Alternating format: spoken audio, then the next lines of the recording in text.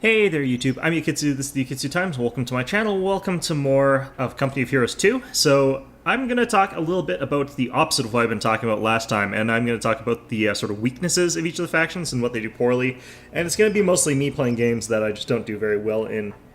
And, I'm going to spoil this for you. I actually win this game, but treat this one as a loss, because ultimately I think my opponent disconnected or something.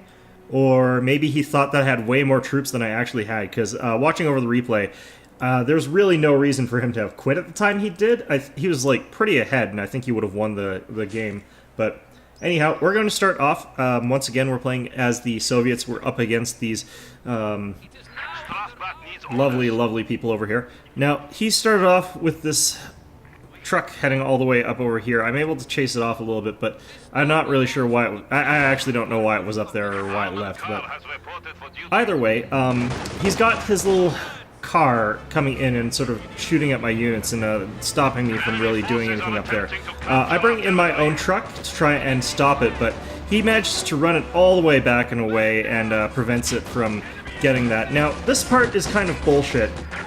Like, his unit's taking a lot of fire from 3 units, ultimately, and, like, 3 units basically can't kill any of his guys. This has been a problem that I've been having lately in this game, is that for some reason my units just don't seem to actually cause kills. They cause damage to reduce their health, but they're incapable of actually killing any units, which is, like, bad for obvious reasons. So, like, here, we're getting some kills, we're getting some flamethrower kills, but, like, he got 3 of my guys, I only got 2 of his guys, and I was way better in close combat, because, A, I'm using a close combat unit, the penal battalions are better at close combat, and I had a flamethrower. So, over here, he takes that out very quickly because he's got the very fast panzer Shreks. I didn't think he'd be able to afford that at this point in time, but, you know, I shouldn't have been too surprised that he rushed it and got it, but either way, as you can see though, like, I'm sort of suffering in this early part of the game because I just don't have very great units to try and defeat these kind of compositions here. So, we're trying to move in from multiple angles, but, like, for some reason his damn thing is capable of pinning, like, 4 units. So, I'm forced to back. He kills that unit with a flamethrower somehow, I don't even really know. But, yeah, I'm really heavily forced back there. I get some shock troopers out, though. I'm able to throw out a grenade, does nothing, and then I retreat back. This, like, Kubelwagen is suppressing more than 1 unit. Usually you can't do that with a Kubelwagen. They're just not very good at that. But in any event, he's got a Puma.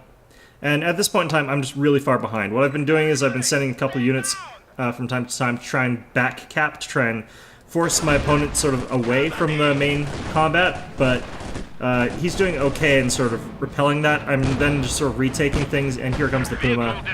The Puma I'm not actually all that worried about. The Puma's not very good against infantry, and I can't get a vehicle yet, so I am, however, going to have to retreat my units back. I'm really suffering on manpower, so I'm just constantly having to regain units here, so I am finally getting my own vehicles, though, pretty soon. That's going to get me a T-70, which is going to be quite crucial.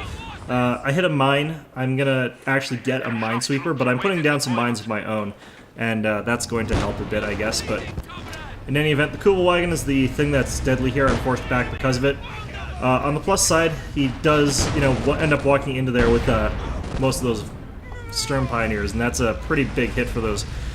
Very expensive to reinforce, but again, just capturing things around back here. And this time I'm using stormtroopers because this way I can stop my opponent from getting any sort of 1 unit kills on them, just sending 1 unit to stop them.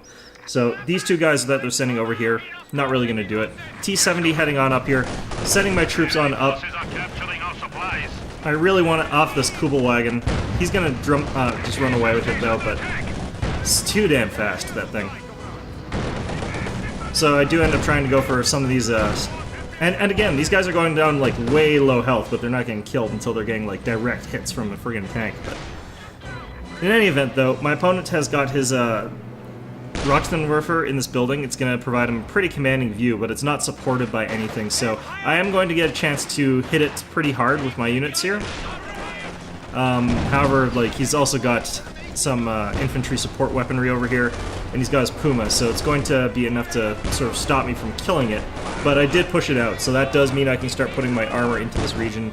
Unfortunately, though, I don't really have any armor. All I've got is this T-70, which too light really to make a difference, and it would lose against a Puma, because this thing very good at dealing with those sorts of armor units. So, like, at this point in time, I'm really suffering from the lack of Russian anti-armor. I am going to get a Zis, but they're pretty expensive, and they just aren't very good.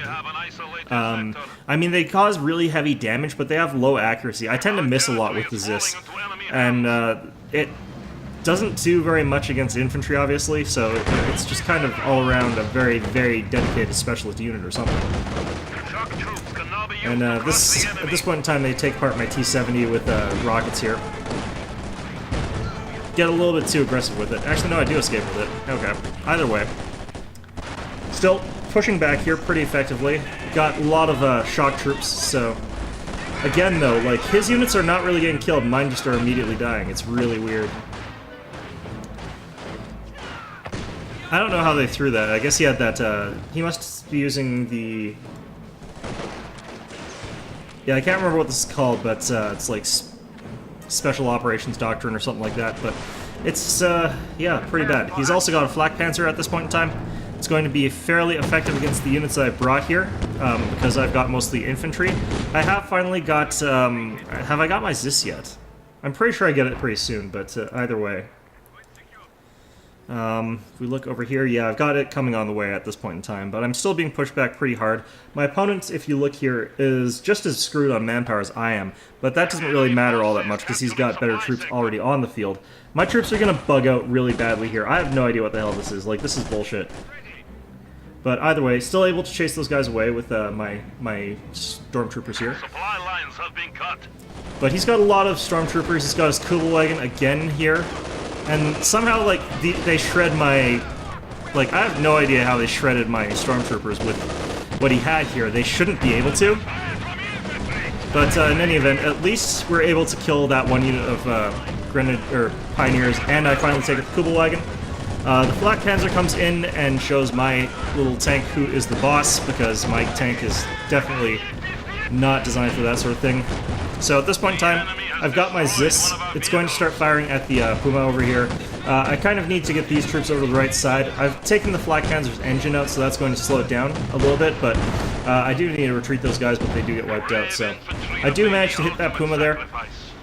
The Zis is now completely defenseless, so it's going to go down. I accidentally picked the wrong area to do the artillery strike, and you can't retreat with these things, so, I mean, I don't know what I was doing with these engineers, but in any event, you can sort of see the problems that I'm having here. Now, once he's got this friggin' armor, there's not a whole lot that I've got that can deal with it that's mobile and effective on these open maps. If it was a more narrow map with more choke points, like, there are choke points on this particular map, but they're not necessarily the best sort of choke points for this sort of thing. In any event, though, I lose the Zis again. I'm able to run his troops away, though, despite that, and then recrew the Zis. And the T-34 is going to be a big part of that. These friggin' stormtroops just get completely demolished by that sort of stuff. But yeah, I have to retake this heavy anti-tank weapon and move it in somewhere safe. You can just keep picking it back up and then retreating and having your units recrew it over and over again. It's also guarded by these stormtroopers this time who are going to take the central point. So we're actually not too bad now, but our opponent still has a lot of freaking troops.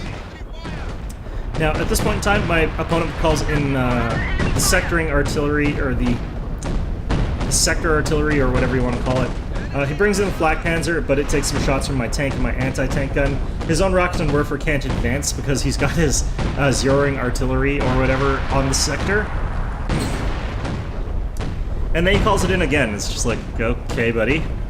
While he's doing that, though, I'm able to move in, take this fuel point from my opponent, stop him from getting much further.